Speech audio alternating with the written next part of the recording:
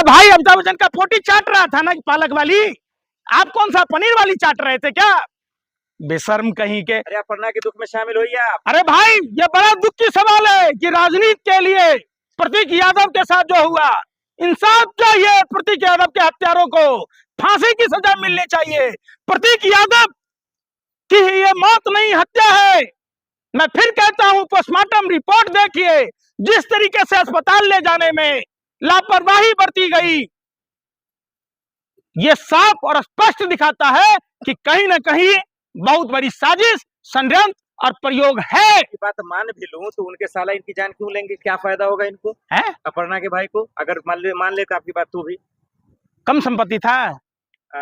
अरे भैया, प्रतीक यादव के पास कम संपत्ति था। अरे यार, फिर वही बात, सपा को कमजोर करने के लिए जिस तरीके से प्रतीक यादव जी को टॉर्चर किया जा रहा था, प्रतीक यादव नहीं चाहते थे कि उनके घर में कोई दरार पैदा हो।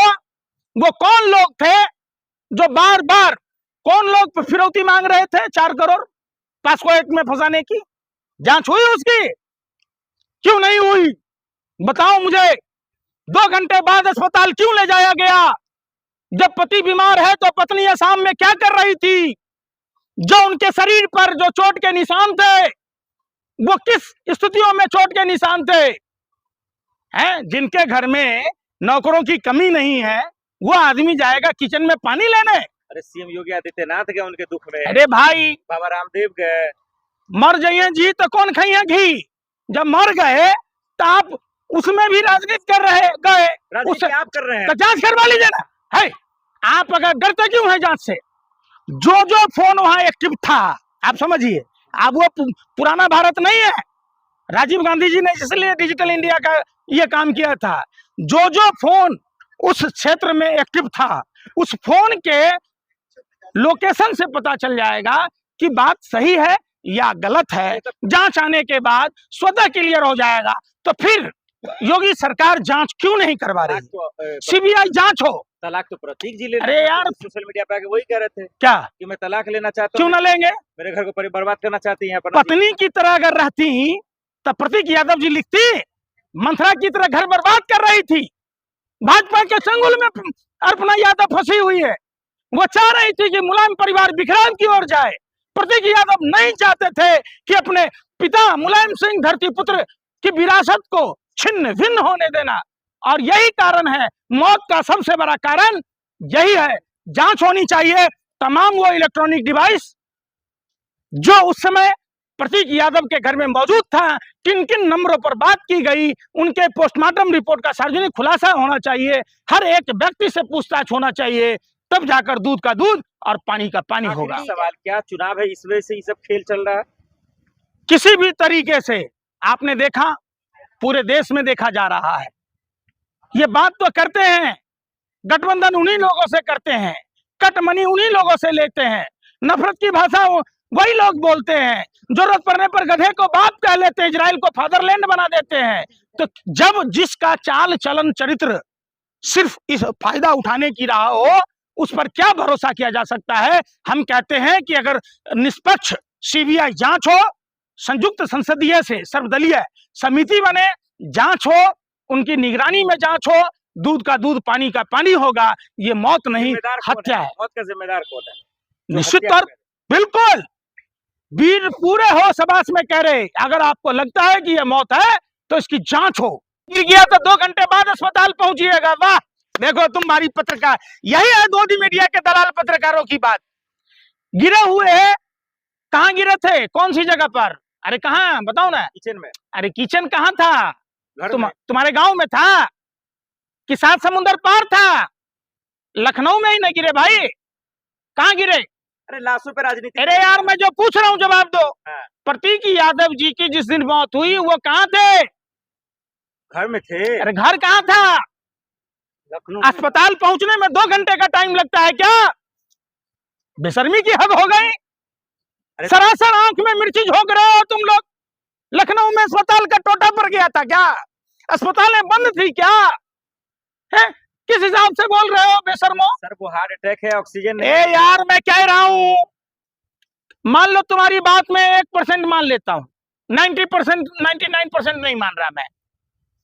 तो लखनऊ में रहते हुए अपने घर से अस्पताल जाने में 2 घंटे बाद पहुंचाया जाएगा क्या? पॉलीग्राफ टेस्ट होना चाहिए उसके साले की। और इलेक्ट्रॉनिक डिवाइस अर्पणा यादव और उसके भाई की जब्त होनी चाहिए। प्रतीक यादव के व्हाट्सएप चैट से रिश्ते अच्छे नहीं थे। भारतीय जनता पार्टी के लोग चाहते थे जो खेला इन्होंने बिहार में किया था वही खेला उत्तर प्रदेश में हो। प्रतीक यादव को जो अखिलेश जी के भली सौतेले भाई थे लेकिन वो राम से कम नहीं समझते थे प्रतीक यादव जी। वो राजनीति से कोसों दूर रहना चाहते थे। उन्होंने साफ लफ्जों में कहा था कि हम अखिलेश भैया के लिए जिएंगे और मरेंगे। हमें तो साफ और स्पष्ट मांग करता हूं कि तमाम सपा के जो सांसद हैं, विधायक हैं, विधानसभा में, लोकसभा में इसकी जांच की मांग करें। मतलब साजिश हुई है ये कह रहे हैं? बिल्कुल साजिश, षड्यंत्र प्रयोग है। नहीं तो किसी को अगर हार्ट अटैक आए 2 घंटे बाद अस्पताल में नहीं पहुंचेगा। और जिसका पति बीमार हो उसकी पत्नी आसाम नहीं जाएगी। सर राजनीतिक काम यार सुन लो, राजनीतिक काम बीजेपी पार्टी में है ना। अरे भाई पार्टी में, दूसरी पार्टी में है। अगर आपके पति का बीमारी हो, नहीं मैं पूछ रहा हूँ, तो आप कहाँ जाएंगी? लंदन जाएंगी घूमने? पार्टी में थोड़ी। अरे मैं पूछ रहा हूँ ना इतना पैसा। अरे भाई तो आप पत्रकारिता करने जाएंगी जब आपके पति का अगर बीमारी हो? देखिए ना, मैं पूछ रहा हूँ फिर आप बिलबिला गई। आप तो ऐसे बिलबिला गई जैसे सांप के बिल में किसी ने गर्म पानी डाल दिया हो। आप तो ऐसे बिलबिला रही है जैसे कुत्ते के पूंछ पर लात रख दिया हो। मेरा कहना है कि प्रतीक यादव जी बीमार थे तो उनकी पत्नी आसाम क्यों गई? जब उनका सारे भाई उनका साला था ना वहां कि नहीं था? ये नहीं पता है तुम्हें? तो फिर आप बेअनर्गल बातें जो बोल रहे हो, उनके शरीर पर जो निशान थी पोस्टमार्टम रिपोर्ट में साफ आ रहा है कि तरल पदार्थ था। वो तरल पदार्थ क्या था? क्यों जल्दीबाजी की गई? आज तक कोई बात आप रख पाए क्या सार्वजनिक रूप से? अखिलेश की बोली बोल रहे हैं आप। फिर वही बात, ऐसे तो देखने नहीं गए भाई को। ओहो, आप ही तो जानते हैं। आप तो वहां चौका बर्तन करते थे, आप गोदी मीडिया के पत्रकार हैं। आप ही नजर शर्मा की तरह थे कि अमिताभ बच्चन ने हरे रंग की पालक खाई, हरे रंग की पोटी की या चटनी समझ के चाट लिया होंगे आप लोग। आपको क्या पता था कि प्रतीक यादव के यहाँ क्या हुआ? शर्मा समाज से आते हैं जिन्होंने प्रभु श्री राम को नदी पार कराया था। बड़े ही दुख के साथ कहना पड़ रहा है कि इनका कोई धार्मिक धर्म से कोई लेना देना नहीं है। ये जानबूझकर पूरे उत्तर प्रदेश ही नहीं पूरा विश्व ने देखा, पूरा देश ने देखा कि किस तरीके से इन्होंने कुलदीप सेंगर का बचाव किया, किस तरीके से इन्होंने ब्रजभूषण शरण सिंह का बचाव किया, किस तरीके से इन्होंने हाथरस की घटना का बचाव किया, किस तरीके से उन्होंने बीएचयू के घटना का बचाव किया। तो जब आप देखेंगे ये लोग प्रभु श्री राम का नाम तो लेते हैं, हिंदू धर्म की बात तो करते हैं, लेकिन जो हिंदू धर्म, जो राम राज्य और विलंब न्याय के लिए, उत्तम शिक्षा के लिए जाना जाता है, जो लोकतांत्रिक व्यवस्था के लिए जाना जाता है, उस धर्म में का नाम लेकर किस तरीके से ये लोग अनैतिक कार्य करते हैं। वरना कोई भाजपा का नेता गांजा का तस्करी करते पकड़ाता क्या? क्या भाजपा का नेता मसालों में मिलावट करते पकड़ा जाता क्या? क्या भाजपा के कार्यकर्ता नकली दवाई बनाते पकड़ा जाता क्या? तो अभी संवेदनशील मामला है, अभी मिलने क्या संवेदनशील है? अभी क्या मिलने की बाद में भी पीड़ित परिवार से मिल सकते हैं ना। कौन दे रहा है? मिलने दे रहा है? हाँ। दिल्ली में घटना हुई बस में, चलती बस में, आप गई थी मिलने? गई थी रिपोर्टिंग करने? रिपोर्टिंग करने गए? अरे कहाँ गई थी? एक चैनल, किसी चैनल पर डिबेट बता दो आप। हद हो गई आप लोगों की। आप लोग मानसिक दिवालियेपन के शिकार हैं। आप लोग लश्कर नोएडा के आतंकवादी पत्रकार हैं जिनको देश की समस्याओं से कोई लेना देना नहीं है। आप गए थे ऋतिक मिश्रा के घर पर उत्तर प्रदेश में, उस छात्र के साथ क्या हुआ? ये सरकार सोई थी क्या? अरे तो इकरा हसन इतने गुस्से में पुलिस वालों से बात करेगी, क्या करेंगे आप लोग? बिल्कुल, एक चुनी हुई सांसद हैं। हाँ। सोचिए कि उस उत्तर प्रदेश की कानून व्यवस्था, लॉ एंड ऑर्डर कैसी है कि एक चुनी हुई सांसद को पीड़ित परिवार से मिलने नहीं दिया जा रहा है। उस पीड़ित परिवार की आवाज को बुलंद नहीं करने दिया जा रहा है। तो ऐसे लाखों ऐसी घटनाएं हैं उत्तर प्रदेश की जिसको आप मीडिया के लोग और प्रशासन के लोग रफा दफा कर देते हैं, चर्चा तक नहीं होती। लेकिन इकरा हसन वही महिला है जिनको पहले एक बीजेपी के नेता ने कहा था कि मुल्ली हैं। देखिए वो क्या है, रावण कालनेमी की नाजायज औलादे हैं। उनको नहीं पता है कि हिंदू सनातन में महिला का सम्मान कैसे किया जाता है। एक तरफ तो ये कहते हैं कि धर्मांतरण करके बिछड़े हुए लोग हैं, तो बिछड़े हुए लोग नफरत से आएंगे क्या? आपको धर्म की खूबसूरती बतानी होगी, धर्म की अच्छाई पर चर्चा करनी होगी।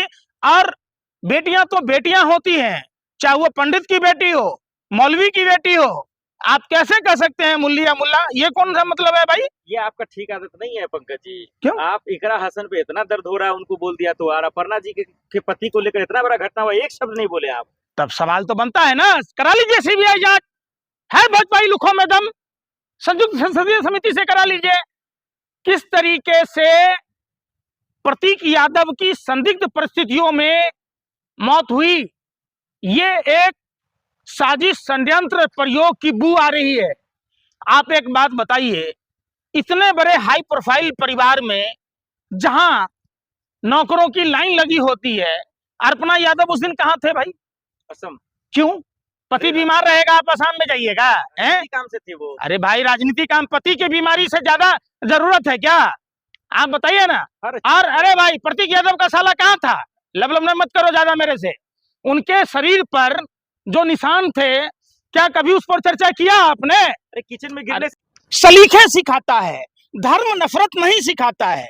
हिंदू धर्म की आड़ में जिस तरीके से रावण कालनेमी ने धर्म को तार तार किया, उत्तर प्रदेश के ढोंगी अपराधनाथ धर्म की आड़ में, भगवा की आड़ में धर्म को शर्मसार कर रहे हैं। एक सच्चा हिंदू कभी भी किसी भी धर्म के लोगों के खिलाफ इस तरीके का अभद्र और नाकामी भरा टिप्पणी नहीं करेगा। आप सच्चे हिंदू हैं, आप चाहते हैं मुसलमान नमाज पढ़े रोड? क्यों नहीं पढ़े भाई? वो अपना नमाज पढ़े। कोई सिख कम्युनिटी के लोग हैं तो वो अपना गुरुबानी पढ़े, कोई जैन धर्म के लोग हैं तो वो भगवान महावीर की आराधना करें, कोई ईसाई है, सब तो इंसान है। देखिए, हिंदू धर्म को योगी आदित्यनाथ जैसे लोग नहीं समझते, और योगी आदित्यनाथ कोई हिंदू नहीं है। मैं बार बार कह रहा हूं, ये गोरखनाथ संप्रदाय के लोग हैं जो हिंदू धर्म का विरोध करते थे। ये हिंदू हो ही नहीं सकते। ये हिंदू होते अगर तो हिंदू का विरोध नहीं करते। नहीं है, ये तो हिंदू विरोधी मानसिकता के लोग हैं। ये हिंदू धर्म को भगवा धारण करते हैं। क्या हो गया? भगवा तो कालनेमी ने भी धारण किया था। ए पापा की पौरी, कालनेमी ने, रावण ने भी अगर भगवा नहीं पहना होता तो मां सीता का अपहरण कर पाता क्या?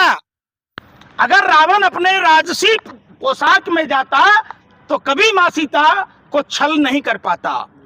ये वही लोग हैं, रावण कालनेमी के डीएनए वाले लोग हैं। आप मुसलमानों से अपील करें शिफ्ट में नमाज पढ़ें वो लोग। अरे भाई, नमाज का टाइम होता है, नमाज कितने देर का पढ़ा जाता है? तुमको बहुत पेट में दर्द हो रहा है भैया, है? किसी मुसलमान ने, किसी ईसाई ने, किसी बौद्ध ने क्या कांवड़ यात्रा पर सवाल किया, जागरण पर सवाल किया? क्यों? ये यात्रा है ना। अरे भाई, सुनने रहे, सब कुछ पब्लिक का है, जनता का ही है। ये सरासरी आप लोग मीडिया के लोग भाजपा के